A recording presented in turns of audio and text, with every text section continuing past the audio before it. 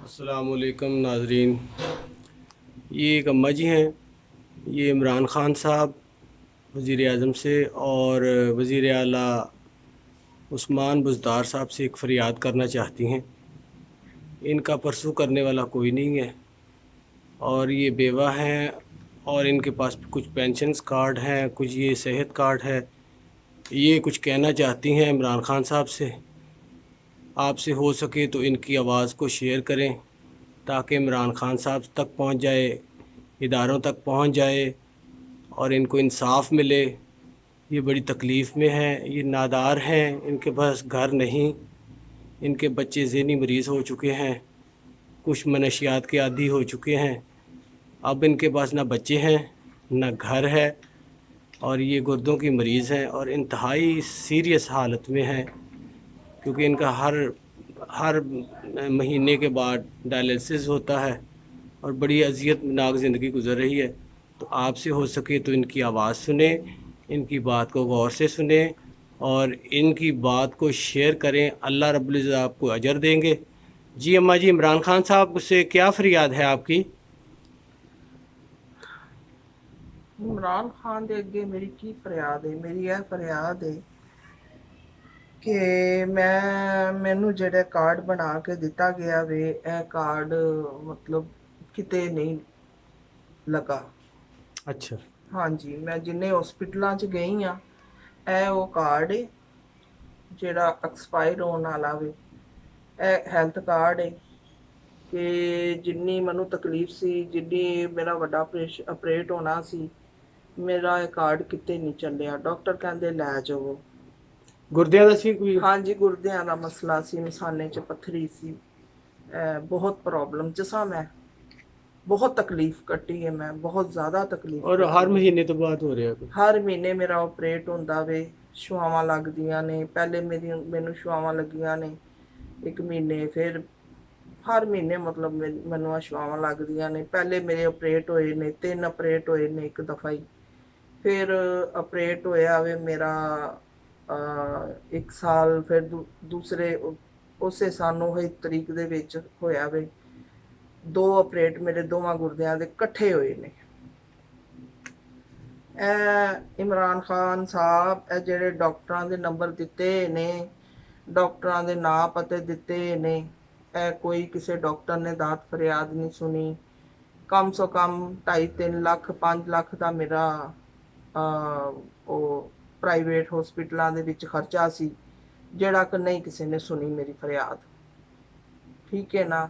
ਇਹ ਫਰਿਆਦ ਮੈਂ ਲੈ ਕੇ ਗਈ ਸਾਂ ਕਿ ਮੈਨੂੰ ਤਕਲੀਫ ਸੀ, ਮੈਂ ਆਪਰੇਟ ਕਰਵਾਉਣਾ ਚਾਹ ਰਹੀ ਸਾਂ, ਲੇਕਿਨ ਕਿਸੇ ਵੀ ਹਸਪੀਟਲਾਂ ਵਾਲਿਆਂ ਨੇ ਮੇਰੀ ਇਹ ਨੰਬਰ ਨਾ ਕਿਸੇ ਨੇ ਚੁੱਕਿਆ ਵੇ, ਨਾ ਕਿਸੇ ਨੇ ਰਿਸੀਵ ਕੀਤਾ, ਨਾ ਕਿਸੇ ਡਾਕਟਰ ਨੇ ਇੱਥੇ ਮਿਲੇ ਨੇ, ਨਾ ਇਹਨਾਂ ਹਸਪੀਟਲਾਂ ਦੇ ਵਿੱਚ ਕੋਈ ਟੱਕਰਿਆ ਵੇ ਕੋਈ ਡਾਕਟਰ। ਦੂਸਰਾ, ਇਹ ਨਿੱਕਾ ਜਿਹਾ ਕਮਰਾ ਵੇ, ਇਹ ਛੋਟਾ ਜਿਹਾ ਕਮਰਾ, ਬਿਲਕੁਲ ਛੋਟਾ ਜਿਹਾ ਘਰ ਹੈ। ਇਹ ਮੇਰੀ ਬੇਟੀ ਦਾ ਘਰ ਹੈ, ਮੇਰਾ ਨਹੀਂ ਹੈ। ਇਹ ਮੇਰੀ ਬੇਟੀ ਰਹਿੰਦੀ ਹੈ ਇੱਥੇ, ਮੈਂ ਉਹਦੇ ਕੋਲ ਰਹਿ ਰਹੀ ਹਾਂ। ਫਿਰ ਮੈਂ ਆਪਣੇ ਘਰ ਵਾਸਤੇ ਅਪਲਾਈ ਕੀਤਾ ਸੀ ਕਿ ਇਮਰਾਨ ਖਾਨ ਸਾਹਿਬ ਘਰ ਦੇ ਰਹੇ ਨੇ ਉਹਨਾਂ ਬੇਵਾ ਔਰਤਾਂ ਨੂੰ, ਉਹਨਾਂ ਮਸਕੀਨਾਂ ਗਰੀਬਾਂ ਨੂੰ, ਯਤੀਮਾਂ ਨੂੰ। ਇਹ ਉਹ ਪੇਪਰ ਜਿਹੜੇ ਮੈਂ ਪੈਸੇ ਦੇ ਕੇ ਬਣਵਾਏ ਨੇ। ਮੈਨੂੰ ਕਿਹਾ ਗਿਆ ਵੇ ਕਿ ਇਹ ਪੇਪਰ ਤੁਸੀਂ ਸੰਭਾਲ ਰੱਖਣਾ, ਤੁਹਾਡੀ ਰਜਿਸਟਰੀ ਹੈ। ਇਹ ਕਿਹੜੀ ਰਜਿਸਟਰੀ ਹੈ ਕਿ ਹਾਲੇ ਤੱਕ ਮੈਨੂੰ ਕਿਸੇ ਦਾ ਫੋਨ ਨਹੀਂ ਆਇਆ, ਨਾ ਕਿਸੇ ਹੁਕੂਮਤ ਦੇ ਖਾਤੇ ਚੋਂ, ਨਾ ਸਲਮਾਨ आपने उनको पूछा था जाके? ਹਾਂਜੀ, तो ਪੁੱਛਿਆ ਸੀ। क्या वो एडवांस मांग रहे थे? ਜਿਹੜੇ ਆ ਲੋਕ ਮਤਲਬ ਪੇਪਰ ਦੇ ਰਹੇ ਸੀ ਨਾ, ਇਹਨਾਂ ਦੀ ਪਾਰਟੀ ਦੇ ਬੰਦੇ, ਉਹ ਕਹਿ ਰਹੇ ਸਨ ਕਿ ਇਹ ਸੰਭਾਲ ਕੇ ਰੱਖਣਾ ਪੇਪਰ, ਤਾਂ ਕਿ ਤੁਹਾਡੀ ਰਜਿਸਟਰੀ, ਤੁਹਾਡਾ ਨਾਂ ਦਰਜ ਹੋ ਗਿਆ ਵੇ। ਇਹ ਮੇਰੇ ਮੀਆਂ ਦਾ ਡੈਥ ਸਰਟੀਫਿਕੇਟ ਹੈ। ਇਹ ਮੇਰੀ ਸ਼ੇਖ ਰਸ਼ੀਦ ਸਾਹਿਬ ਦੇ ਅੱਗੇ ਫਰਿਆਦ ਹੈ, ਰੇਲਵੇ ਦੇ ਅੱਗੇ ਫਰਿਆਦ ਹੈ, ਕਿਉਂਕਿ ਕੋਈ ਦਾਤ ਫਰਿਆਦ ਮੇਰੀ ਸੁਣਨ ਵਾਲਾ ਕੋਈ ਨਹੀਂ।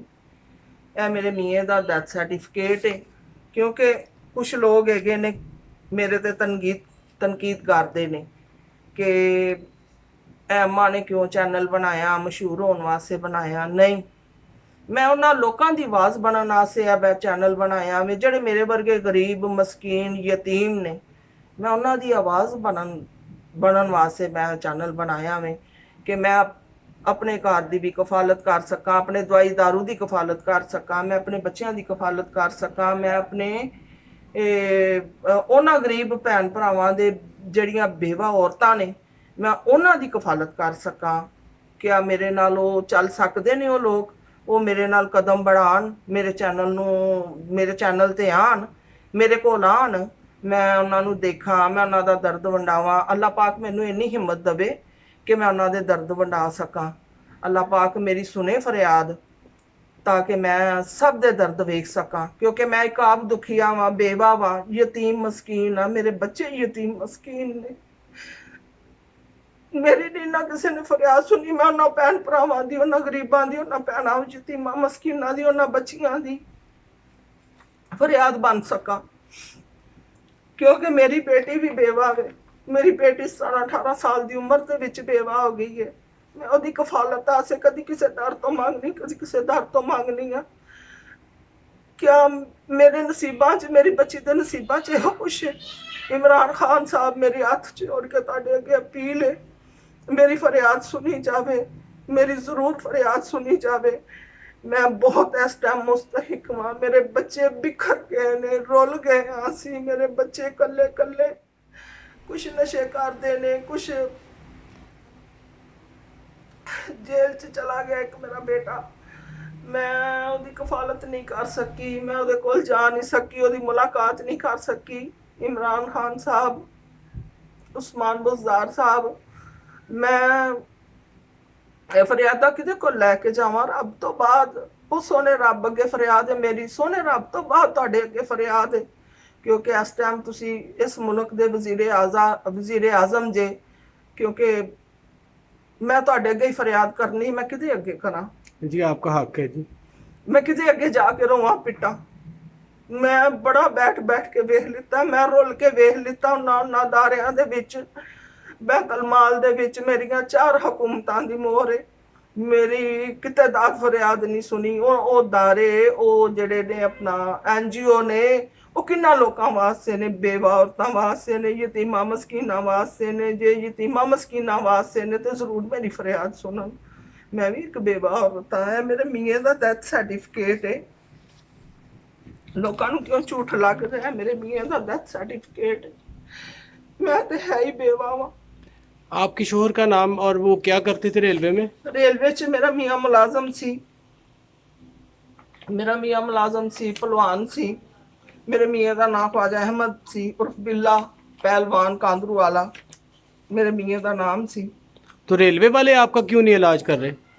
नहीं जी, उन्होंने दे कोल मैं गई हाँ। रेलवे हॉस्पिटल में आपका इलाज नहीं हो सकता? नहीं, रेलवे हॉस्पिटल बेटा नहीं, मेरा इलाज नहीं होया। मैं उत्थे एक बारी गई हाँ। मैनू कोलेस्ट्रोल, यूरिक एसिड का मसला, मैनू ब्लड प्रेशर का मसला, मैनू बड़े सारे मसले ने, मेरे जोड़ां च तकलीफ है, मैनू बहुत सारिया तकलीफां ने, मैं बीमार हाँ। क्या मैं अपना चैनल बना के कोई गुनाह तो नहीं किया? मैं भी चाहनी सा कि किसी को हाथ पला नालों है बेहतर है कि मैं अपना चैनल बना लूं। यानी आप चैनल के रास्ते आप अपनी आवाज यहाँ तक दुनिया तक हाँ पहुंचाना चाहनी सा। मैं मुखातिब इमरान खान है, इमरान खान साहब हैं। जी, मैं इमरान खान साहब दे अगे अपनी आवाज उठाना चाहनी सा, भेजना चाहनी सा। मेरी आवाज उत्ते तिकर सुनी जावे, मेरी आवाज जरूर सुने। उस्मान बुज़दार साहब दे अगे मेरी आवाज़ जावे, वो मैनू सुनन, मेरे कोल आन, मेरे घर दी हालत वेख लैन। मैं असी किस हाल च जीने पे हैं? एक टाइम की रोटी है, दूसरे टाइम की रोटी नहीं है। आपके बच्चे ज़हनी मरीज हो चुके हैं बेरोजगारी से, कोरोना की वजह से? हाँ जी, मेरे बच्चे बिल्कुल बेरोजगार ने। मेरे बच्चों को सरकारी नौकरी मिलनी चाहिए। हाँ, रेलवे में उनका हक बनता था जी, रेलवे में उनका हक बनता था कि अपने बाप की जगह पे उनको मुलाजमत दी जाती है। ते बाकी यह है वे कि मेरे बच्चा कोई भी नहीं, रेलवे वाले ने कोई। आपने कोशिश नहीं की? मैं कोशिश की है, मैं बड़े अफसर अगे कीता वे कि मेरी आवाज़ सुनो। मेरे बच्चे नू जिहड़ा पहले इस महकमे च लगा सी, वो मतलब बच्चा मेरा बहाल हो जाए। उन्होंने कहा नहीं जी, वो बहुत देर हो चुकी है, हुण वो उत्थे बहाल नहीं हो सकता। ते हुण की कीता जावे? मेरे बड़े बच्चे नू नहीं, मेरे छोटे बच्चे नू मतलब किते सरकारी मुलाजम यानी कि होना अभी चाहिए। आपका कोई कमाने वाला कोई जरिया नहीं है नहीं जी, सिवाय ये 9,000 पेंशन के अलावा? जी नहीं, कोई नहीं। अपनी बेटी कोल बैठी हाँ, ਉਹਦੇ ਕੋਲ ਹੀ ਖਾਣਾ ਪੀਣਾ ਖਾਣੀ ਆ, ਉਹਦੇ ਕੋਲ ਹੀ ਹਰ ਚੀਜ਼ ਮੇਰੀ ਉਹ ਕਰਦੀ ਹੈ। ਦੇਖੋ ਬੇਟੀਆਂ ਦੇ ਘਰ ਬਹਿਣਾ ਅੱਛਾ ਨਹੀਂ ਹੁੰਦਾ, ਮੈਂ ਆਪਣਾ ਘਰ ਚਾਹਨੀ ਆ। ਮੈਂ ਇਸੇ ਲਈ ਇਹ ਕਾਗਜ਼ ਇਹ ਮੇਰੇ ਕਾਗਜ਼ ਹੈ ਜਿਹੜਾ ਮੈਂ ਆਪਣੇ ਮਕਾਨ ਵਾਸਤੇ ਘਰ ਵਾਸਤੇ ਅਪਲਾਈ ਕੀਤਾ ਵੇ। ਮੈਂ ਕੀ ਕਰਨਾ ਵੇ, ਮੇਰੀ ਜ਼ਿੰਦਗੀ ਕਿੰਨੀ ਕੇ, ਮੈਂ ਗੁਰਦਿਆਂ ਦੀ ਮਰੀਜ਼ ਆ ਤੇ